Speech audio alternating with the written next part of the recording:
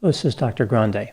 Today's question is, can I analyze the case of the $400,000 GoFundMe scam which occurred in 2017?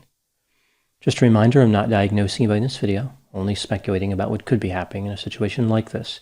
If you enjoyed this video, please like it, subscribe to my channel, and consider supporting me on Patreon.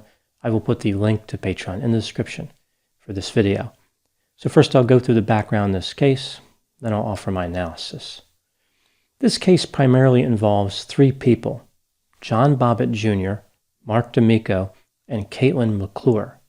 I will briefly go through the available background information for these individuals. John Bobbitt Jr. grew up in Henderson, North Carolina. His father described him as a nice young man, a free spirit, and rebellious. John enlisted in the Marines and eventually worked as a paramedic and a flight nurse. At some point, his circumstances changed dramatically, and he became addicted to heroin. According to his family, he started stealing to support his addiction. He traveled to Montana and then to Philadelphia, Pennsylvania. He ended up homeless and functioning as a panhandler. He earned about $100 to $200 a day and spent the money on heroin. Mark D'Amico and Caitlin McClure lived in Burlington County, New Jersey in 2017. This is not far from Philadelphia. They were romantically involved. Mark is about 11 years older than Caitlin. Mark worked as a self-employed contractor. It doesn't sound like he made a lot of money. He frequently visited casinos. Later, John Bobbitt would describe Mark as a gambling addict.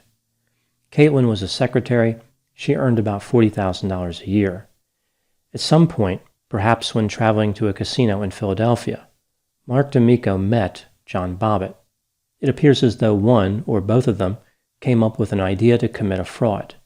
Not long after this, Caitlin McClure talked to the media about an adventure that occurred in Center City, Philadelphia. This is what she claimed happened. She said she was driving there at night when her SUV ran out of gasoline. She pulled off the road and was approached by John Bobbitt. Recognizing that he was homeless, she immediately locked her doors, but still communicated with John. John took his last $20, walked to a nearby gas station, and purchased fuel for her vehicle. The next day, Caitlin returned to the area, this time accompanied by Mark. They found John and gave him $100 as a way of saying thanks. The couple wanted to do even more for John, so they decided to launch a GoFundMe with the hopes of raising enough money so John could stay in a hotel room for a few nights. Media outlets publicized the story, and it became national news. In less than 1 month, the GoFundMe raised over $400,000 from about 14,000 donors. At some point, Mark and Caitlin purchased a trailer and placed it on their property in Burlington County. John lived there for some time. Reporters in Philadelphia started receiving tips about the behavior of Mark and Caitlin. One tip suggested that the couple was living an extravagant lifestyle. Another one indicated that John had moved off of the couple's property. The reporters searched through social media posts and found evidence that Mark and Caitlin were spending quite a bit of money. For example, they had traveled to the Grand Canyon and Las Vegas.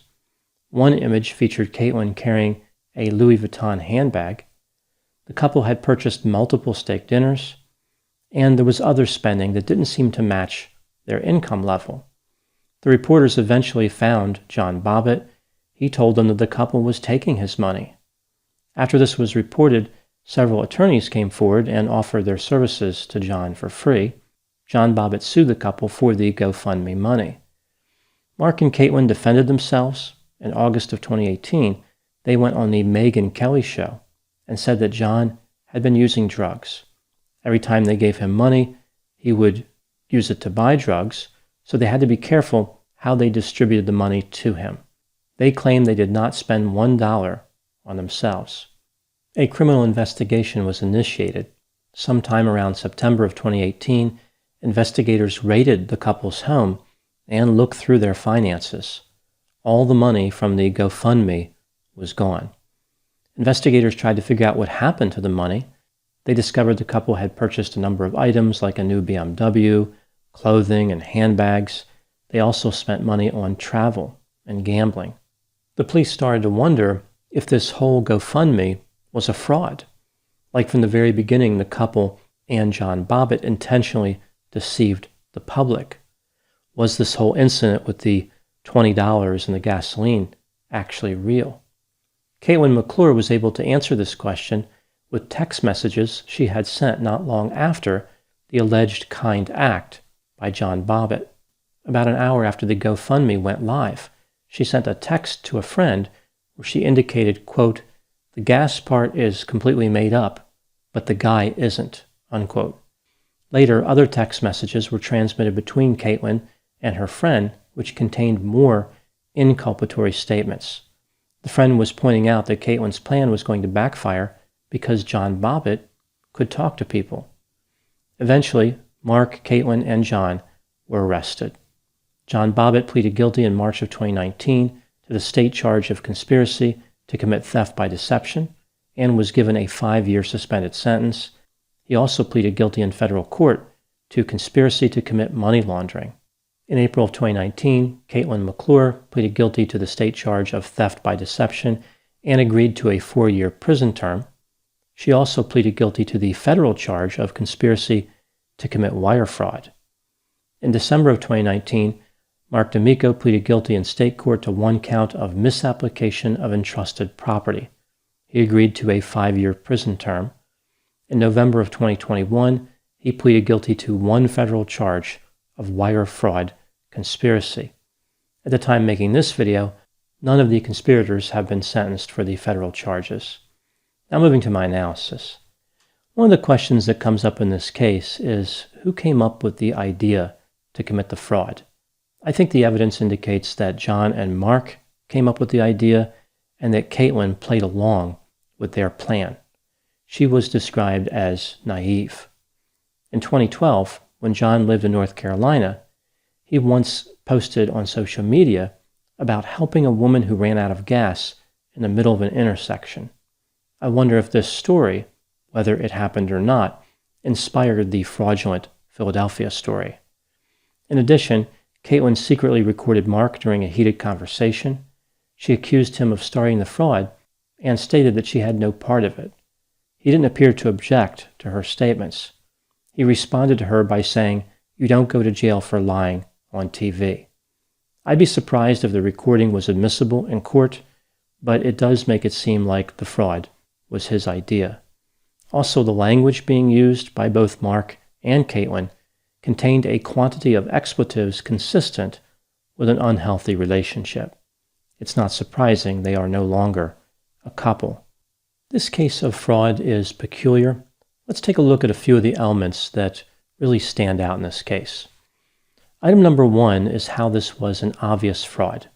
From the very beginning, when the story came out, it was clear the narrative about John using his last $20 to help Caitlin was not true. There are simply too many problems with the story.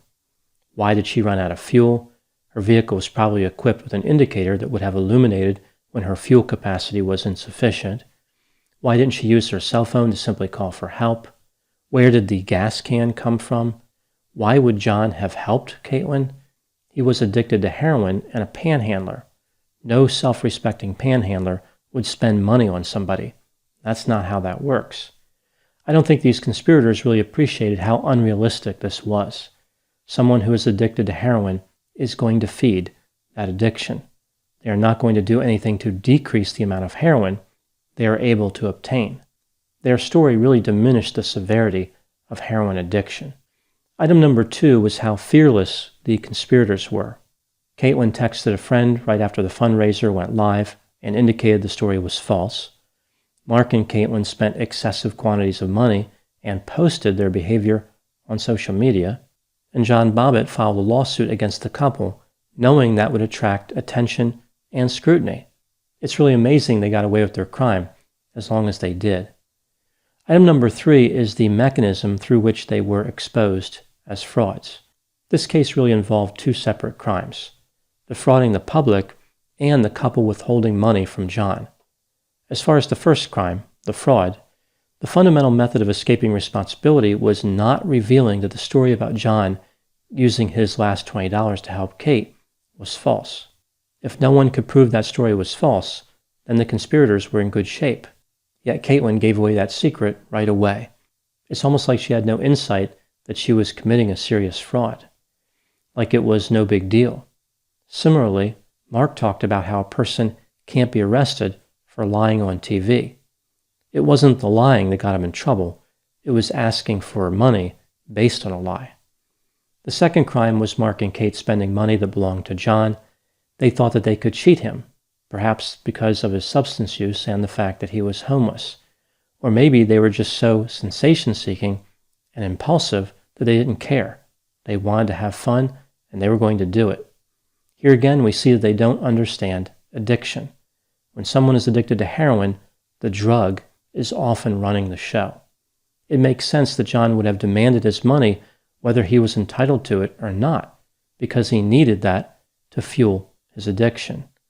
The couple probably thought that they could manipulate John, but there's no way they were going to manipulate the heroin. It is a foe with whom there is no reasoning. There is no negotiation. Item number 4 is the power of a feel-good story. About 14,000 people were willing to help John Bobbitt based on a clearly unrealistic story. I find it interesting that they were willing to donate when they thought that he did something good, like it was reward for being pro-social.